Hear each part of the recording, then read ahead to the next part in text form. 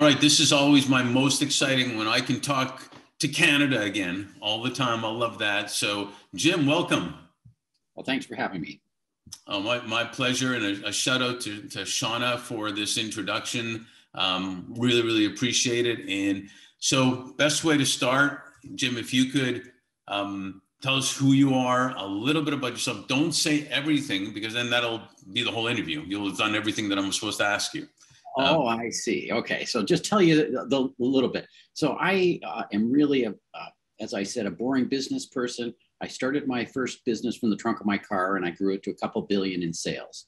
So I started when I was in university. I'm an engineer, needed a computer because I wanted to design circuit boards. Got a better deal if I bought two, so I bought two and sold one, then bought another one, and then bought another printer. And next thing you know, I'm buying and selling computer hardware, software, and peripherals. And that's the business I built to a couple billion in sales. And along the way, I invested in a bunch of tech startups because I was selling technology products, and I coached and mentored and sat on the board of over 150 companies actually that I invested in. The most famous one is BlackBerry. So I invested and sat on that board since before they went public for 13 years.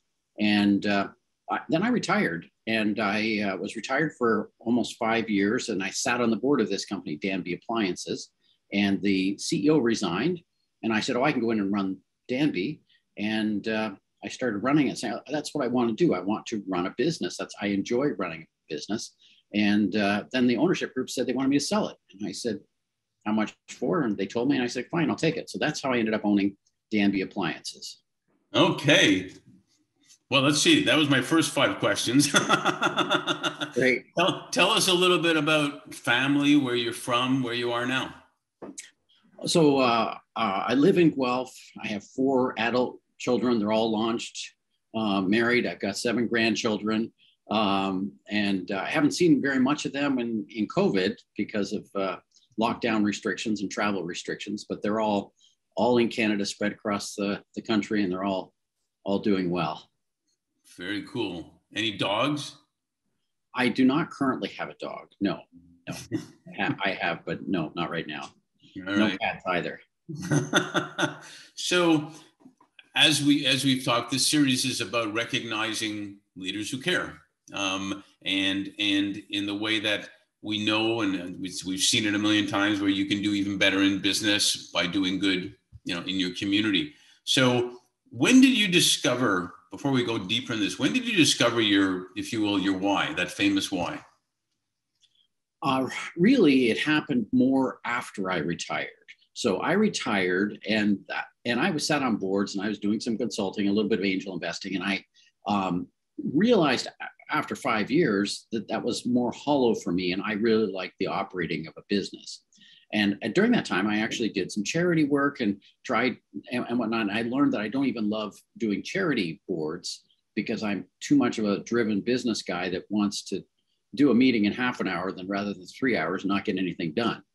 And I don't like asking people for money because it seems odd. Why is Jim asking me for money? He's got money. And I believe that in exactly what you're saying, businesses have the ability to do good, and I'm good at business. So I use my business acumen to do good. I also, as far as my why went, I had retired, and so financially, I didn't need to work. And I think that was what was liberating, was I'm now doing it because I essentially want to save the world. I know that sounds arrogant, but I work to save the world. And so that's why I do what I do.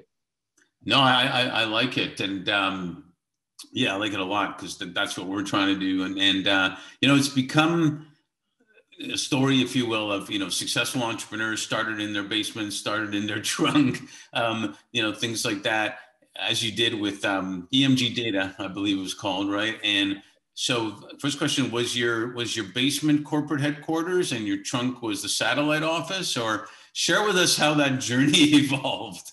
Well, I was living in a student residence, mm-hmm. and the safest place for computer parts was the trunk of my car, because back then trunks of cars were big.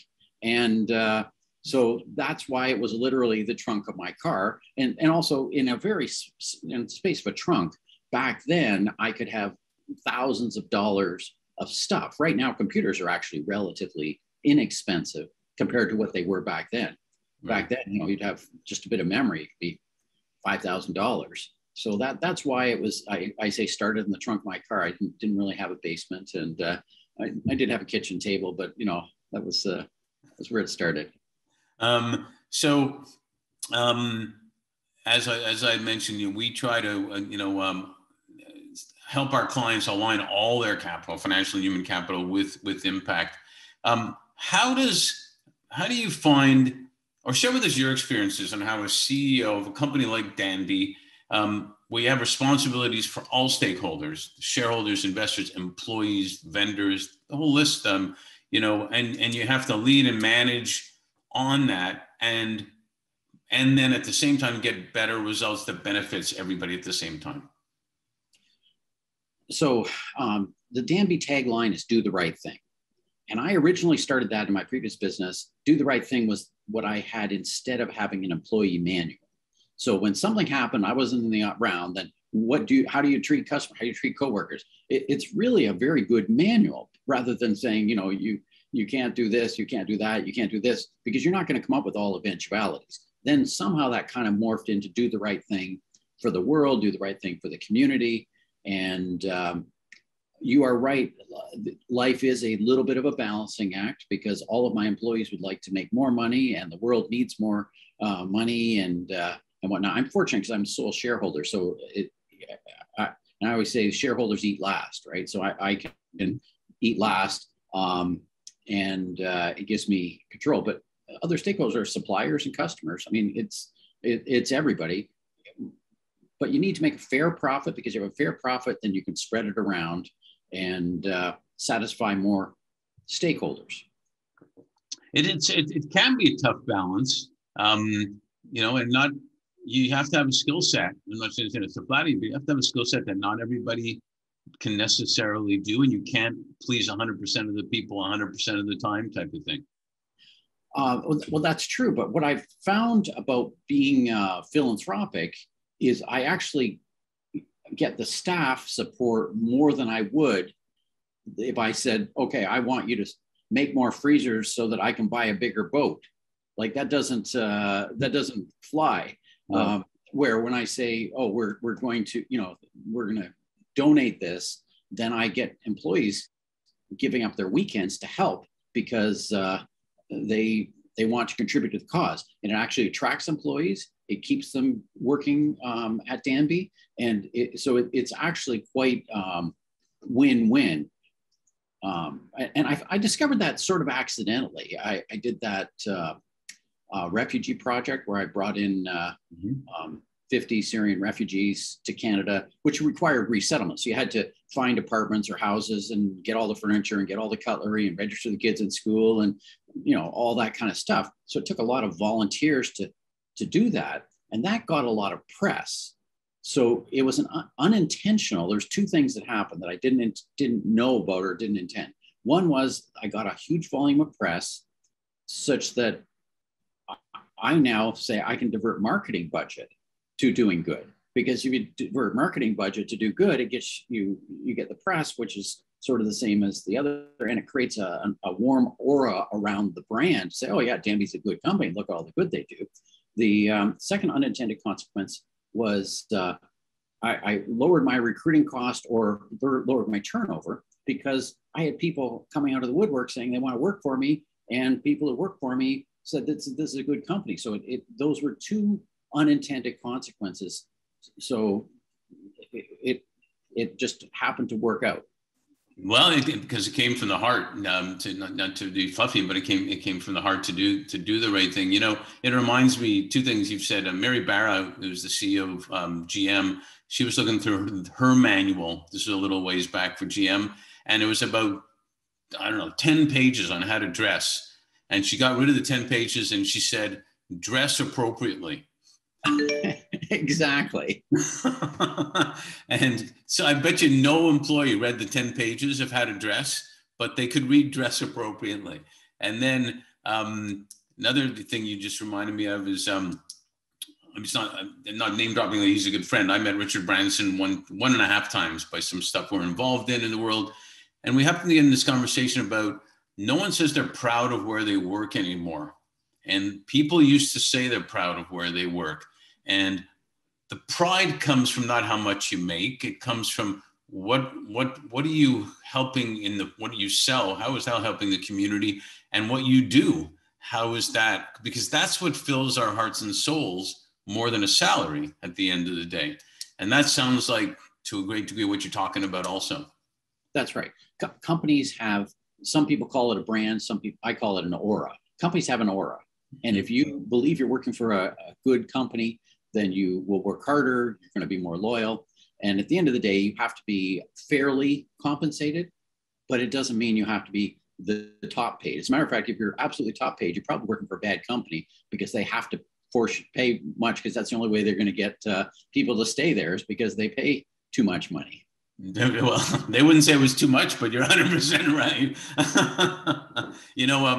I know I said I'm a big sports fan, but I compare a lot of things to sports, and what you're saying is right on with sports too. The player that knows the coach has his back will do anything for that coach, no matter what. And it doesn't come down to money. When you're in the playoffs or whatnot, it's not like you get more money than you're playing to win the championship. You're playing for your teammates. You're playing for your coach. And so same thing, whether it's a boss or a coach or whatnot, when it comes from the heart, you can do a whole lot more, basically. Well, one of the phrases that I use all the time is team Danby. So it's not sort of like sports, but it's team Danby. And working at team Danby is better than being individual performer Danby. It does mean that team Danby has your back. So if you've got an issue, then our job is to help you thrive. And the team knows it. And the team says, oh yeah, I'm team Danby. We're here to help. What can we do to close ranks and help?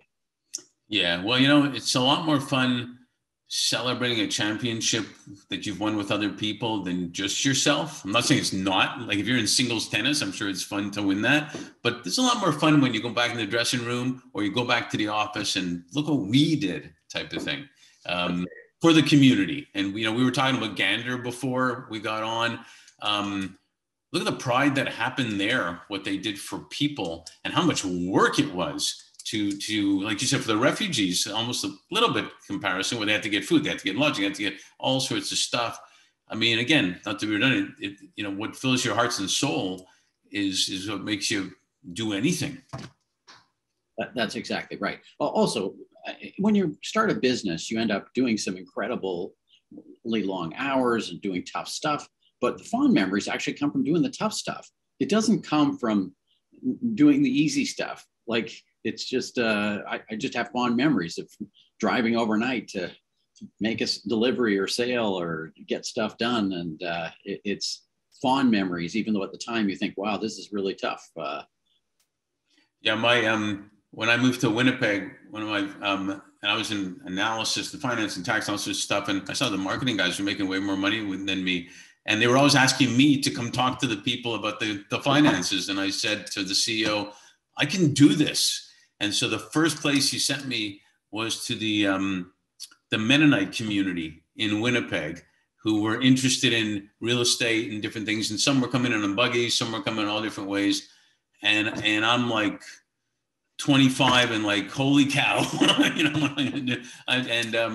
but what was fantastic was, I learned from them that they helped me make the deal with them, basically, in saying, well, this is what we need. And I said, well, I don't know the answer to that. Well, I'm sure we can find out and figure it out and everything. And again, it's not like I was a visionary, but I was just being natural to them because I didn't know what else to be. But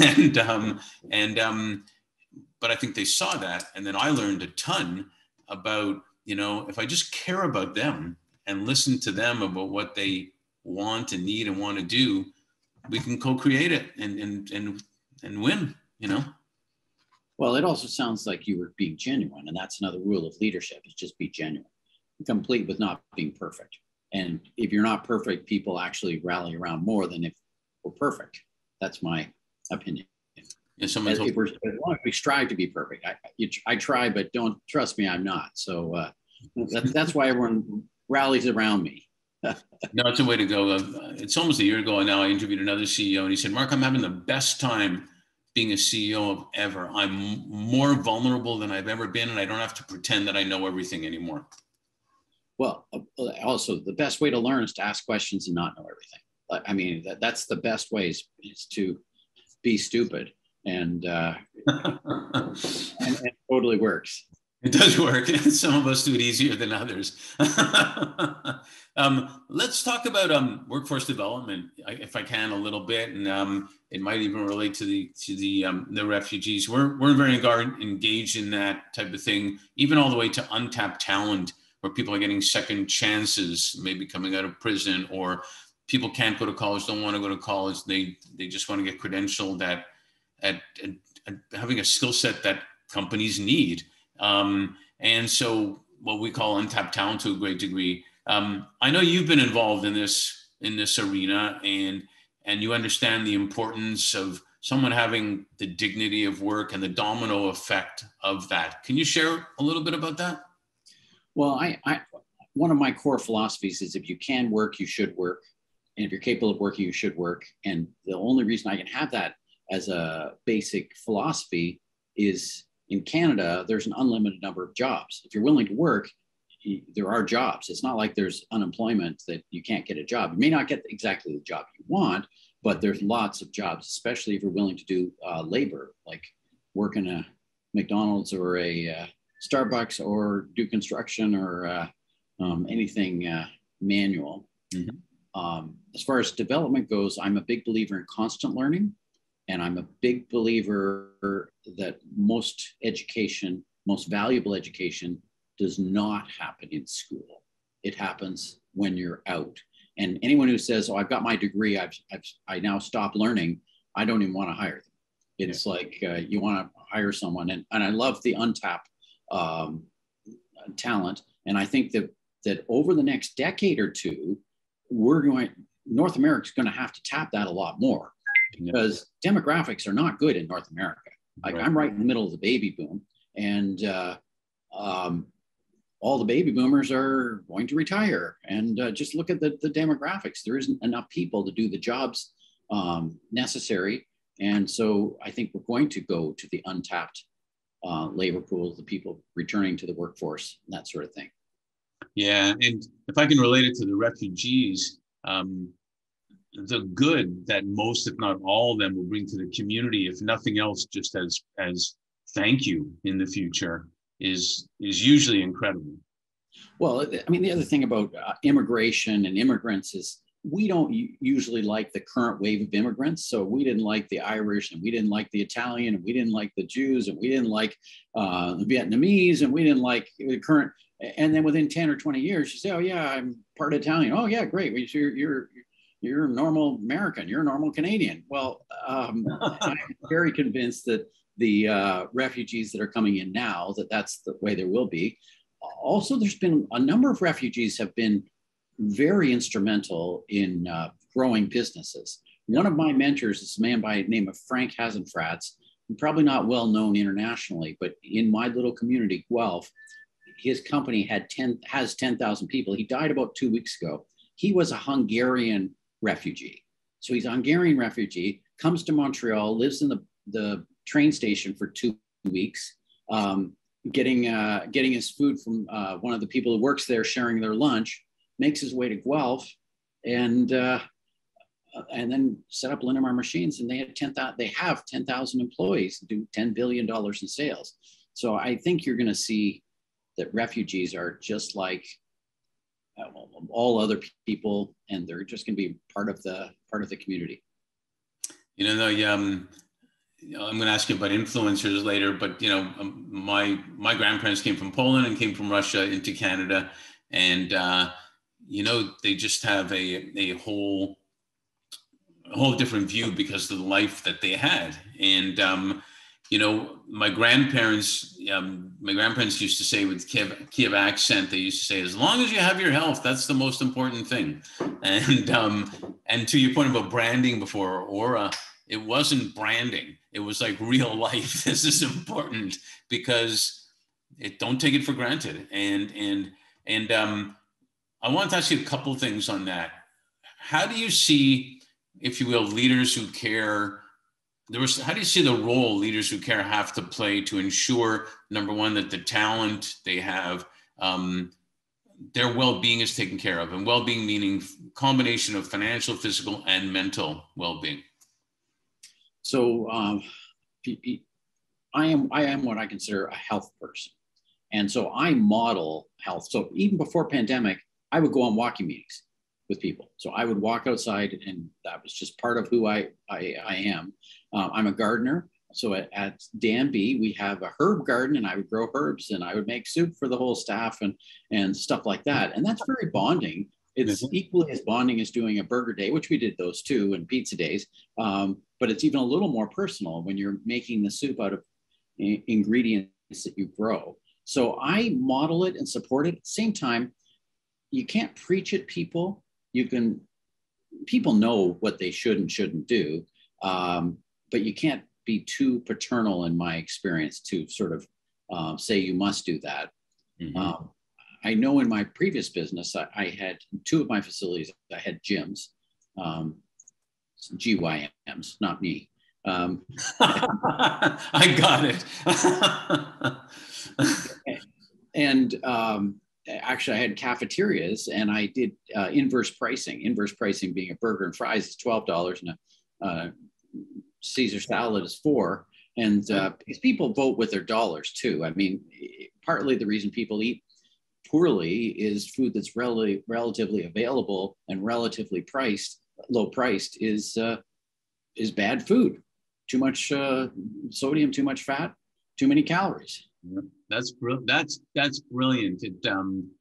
It reminds me, there's a client of ours and a friend who started this company called Every Table, and they have chefs prepare the same food in one fell swoop, and it's distributed to different stores, different locations. In, let's say, Compton, if you will, in LA, it would be $7. In Beverly Hills, it would be $14. And people didn't mind. It's very similar to kind of what you're talking about a little bit, but yours is even their healthy food. Yours is training them to be healthy. Well, people are economic beings. And if you go and say, you can buy an apple for 25 cents, or you can buy a chocolate bar, like if your apple costs $1 and your chocolate bar costs 50 cents, what are they going to buy? They're going to buy the chocolate bar. Mm-hmm. So you really want to, I believe, I'm probably going to, I don't want to do politics, but I actually think we should have a sugar tax. And because people, if bad foods are expensive, people will eat less of them and they'll eat more good foods. That's just the way people are. They vote with their dollars. Yeah. Or sometimes they even have no choice. Right. That's right. That's exactly right. I mean, the other thing people do is they vote with their time. So you have to make healthy food available quickly, because if you have and make it easy, because we're all a little lazy, and if the easiest thing to do is to go get something that's already pre-made, then that's what you'll do.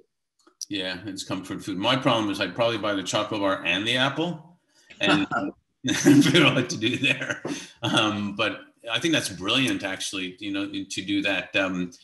Along that line, I want to ask you if, we've been through a lot, obviously, the last 2 years, to say the least, and hopefully we're on the way towards switching out of a pandemic, at least maybe into an endemic. And do you think, with everything we've gone through, COVID, social, racial justice, technology's moving a gazillion miles per hour still, Mother Nature is not a happy camper. Let's just put it that way. She's throwing it all at us in one fell swoop. Do you think there's been, if you will, an awakening of what's important to people? I think for some people, yes. And I sure hope there is. I hate to say it, I believe in climate change. It's here to stay. And we are getting those awakenings. I mean, we're getting the droughts and the forest fires, and Danby has an air conditioning business. We sell window and portable air conditioners, and we're selling them in places like Vancouver and Seattle that they never had air conditioning. They didn't need air conditioners. And now they're starting to need air conditioners. And my air conditioners tend to be retrofit. So you buy it for a house that already exists as opposed to built in. So I'm hoping that people wake up and say, this isn't a good thing, that we want to do our part. Yeah. Otherwise, we're going to be forced to do it involuntarily, right? And that's that's the future. Yeah, no, I absolutely. With what all that's happened then, what do you think you're most grateful for, and what do you think you're most hopeful for, both personally and in business? So what I'm most grateful for is where I live. And it's just by luck and fortune that I am where I am. Because if I was in Afghanistan, I would be recruited or killed or whatever. I just know I'm just really, really fortunate for that. So that I'm extremely, extremely grateful for. And your comment on gratitude, I actually learned from my refugees, the secret to happiness is being grateful for what you have, not ungrateful for what you've lost, not ungrateful for what other people have. And so I have a gratitude practice, and every morning I write my gratitude journal, and I'm so grateful. If I have a problem, it's all first world problems. There is no, I don't suffer from third world problems. I mean, my problem tonight is not will I eat? My problem is will I eat too much, not good enough food, or what will I? So I definitely believe in gratitude. Well, will it be out of the refrigerator? Of course, it'd be out of my Danby refrigerator. How's that? Yeah. Wanted to make sure. and then or my Danby freezer, but hopefully not out of my Danby wine cooler. So it's Monday night, you know. Well, that's true. Good point. I have to wait till Tuesday. So what are you most hopeful for? I'm most hopeful for the young people. And you were asking me earlier about, how do you engage employees? And I find that young employees are engaged by companies that do social good. So the younger employees have huge loyalty if we do the right thing. And it's just more important to the young people. And I don't know whether it's because they're the ones that are looking ahead in their life and saying they're going to be the ones that have to clean it all up. But young people are passionate and haven't lost their energy to solve the problems. And they're the ones that help hold us accountable too, right? Which is good. Yeah, it's very true. They don't wait for annual evaluations. They want to know what's going on right now, and I think that is good. And well, you know what? It's been great to get to know you, and you deserve to be on a Leaders Who Care series. So I'm really appreciative of that. You know, you've done great job in growing businesses like Danby. Great job in representing Canada and doing it, and really doing good in the community too. And so kudos for that. Thanks for joining on this, and keep being a great leader who cares. Thanks for having me, Mark.